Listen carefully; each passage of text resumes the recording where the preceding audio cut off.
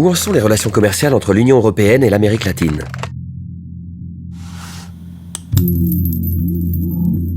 L'Union européenne est le troisième plus grand partenaire commercial de l'Amérique latine et la première source d'investissement direct étranger dans la région. Les exportations ne cessent d'augmenter. La consommation européenne en matières premières a presque doublé ces 10 dernières années.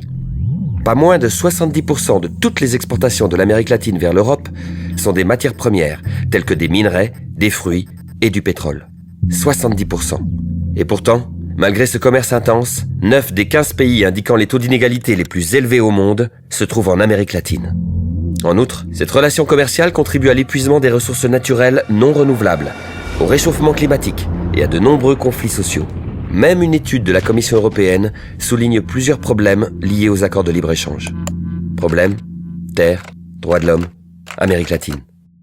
Jetons un œil sur le cas du Guatemala, où seulement 1% de la population possède 40% du territoire. En 2011, dans la vallée du Polo Chic, l'accaparement des terres a conduit à l'expulsion forcée de 769 familles, affectant principalement des femmes.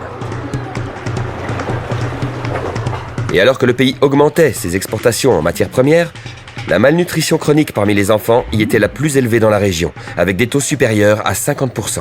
50%. Et ceux qui défendent le droit à la terre?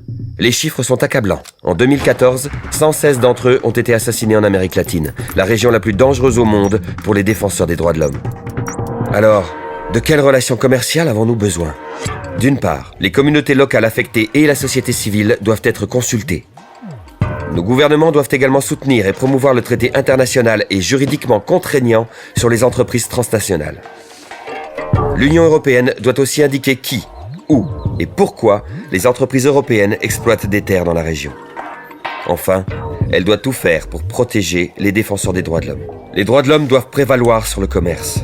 Et l'Union européenne doit jouer un rôle clé pour rétablir la situation actuelle. En tant que réseau d'organisations basé à Bruxelles, nous suivons les relations entre l'Europe et l'Amérique latine. Ensemble, nous représentons plus de 100 organisations de la société civile présentes dans les deux régions.